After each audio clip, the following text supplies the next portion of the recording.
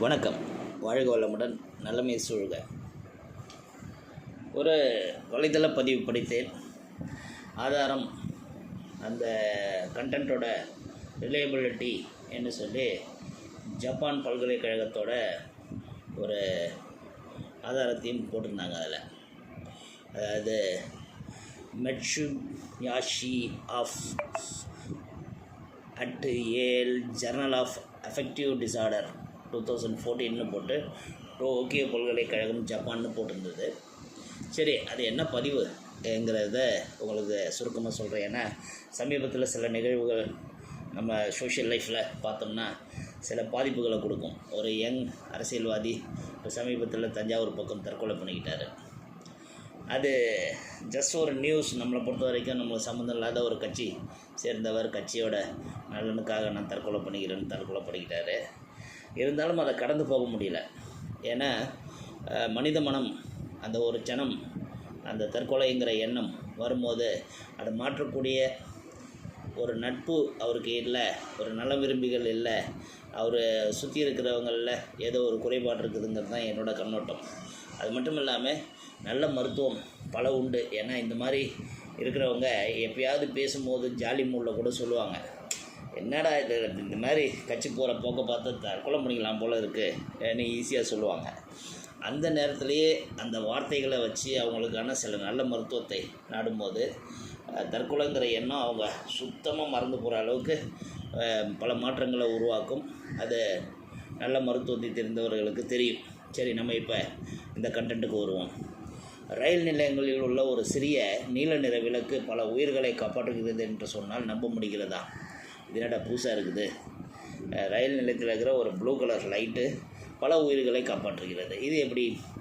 ஜப்பானில் செய்யப்பட்ட ஒரு எளிய மாற்றம் தற்கொலை சதவீதத்தை 74% குறைத்திருக்கிறது. மிகப்பெரிய சாதனையாக இது கருதப்படுகிறது.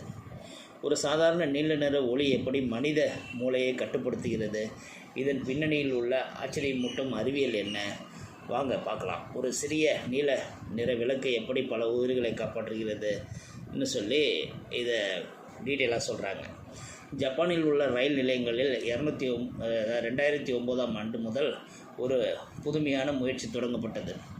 பிளாட்ஃபாரத்தில் ரயில்களின் இந்த ட்ரெயின் நிற்கிற பிளாட்ஃபார்ம் ஓரங்களில் நீல நிற LED விளக்குகள் பொருத்தப்பட்டன. பிளாட்ஃபார்ம் ஓரத்தில். இதன் பின்னணி என்ன? இதற்கு காரணம் நிற உளவியல், அதாவது கலர் சைக்காலஜி என்று சொல்கிறாங்க. குளிர்ந்த நீல நிறம் மனித மனதில் அமைதியை உருவாக்கும் தன்மை கொண்டது. அதிக மன அழுத்தம், கோபம், பதற்றம் போன்ற உணர்வுகளை இது குறைத்து நலம் மீட்கிறதுல ரொம்ப சிறப்பாக செயல்படுதுன்னு அறிவியலாளர் சயின்டிஸ்ட்லாம் கருதுகிறார்கள். சரி, இந்த ரிசர்ச் என்ன சொல்கிறதுன்னு பார்த்தோம்னா, டோக்கியோ பல்கலைக்கழக ஆராய்ச்சியாளர்கள் 2000 முதல் 2013 வரை சுமார் 71 ரயில் நிலையங்களில் ஆய்வு நடத்தினர். அதில் கிடைத்த முடிவு மிகவும் ஆச்சரியமானது. நீல நிற விளக்குகள் பொருத்தப்பட்ட இடங்களில் தற்கொலை சதவீதம் 74% வரை குறைந்திருந்தது.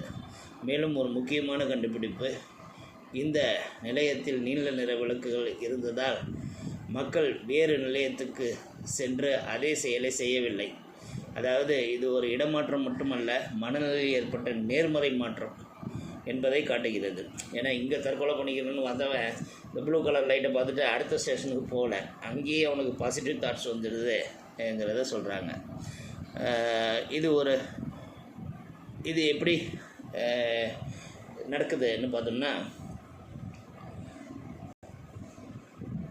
பெரிய தடுப்பு சுவர்கள், பாதுகாப்பு கதவுகள் போன்றவற்றை அமைப்பதை விட இந்த நீல நிற LED விளக்குகள் குறைந்த செலவு, எளிதாக நிறுவ முடியக்கூடிய தன்மை, உடனடி தாக்கம் உருவாக்கும் தன்மை என்று சொல்கிறாங்க.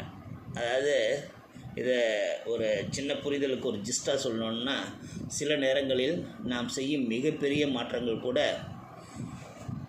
செய்ய முடியாத பல விஷயங்கள ஒரு சின்ன மாற்றம், ஒரு சின்ன ஃபைன் டியூன் பண்ணும்போது அது மனித மனதை மாற்றி உயிர்களை காப்பாற்றும் அளவுக்கு பெரிய தாக்கத்தை உருவாக்கலாம் என்ன சொல்கிறாங்க. அதனால் நம்ம ரொட்டீன் லைஃப்பில் சின்ன சின்ன மாறுதல்களை செஞ்சு பாருங்கள். இது இந்த not only colour psychology, blue colour, இந்த மாதிரி நம்ம யோசிக்க ஆரம்பித்தோம்னா பல விஷயங்கள் நம்மளோட டெய்லி ரொட்டீன் லைஃப்பில் நம்ம செய்யக்கூடிய சில விஷயங்களில் சிறு சிறு மாறுதல்களை செய்யும்போது மிகப்பெரிய மாற்றங்களை அது உருவாக்கும். இது தற்கொலை தடுப்பதற்காக மட்டுமல்ல, இன்னும் பல விஷயங்கள் வாழ்வியல் முன்னேற்றத்துக்கு கூட இதில் இருக்கிற கருத்துக்களை எடுத்துக்கொண்டு நம்ம அதை இம்ப்ளிமெண்ட் பண்ணோம்னா பல மாறுதல்களை சந்திக்கலாம். வாழ்க வளமுடன், நலமே சூழ்க.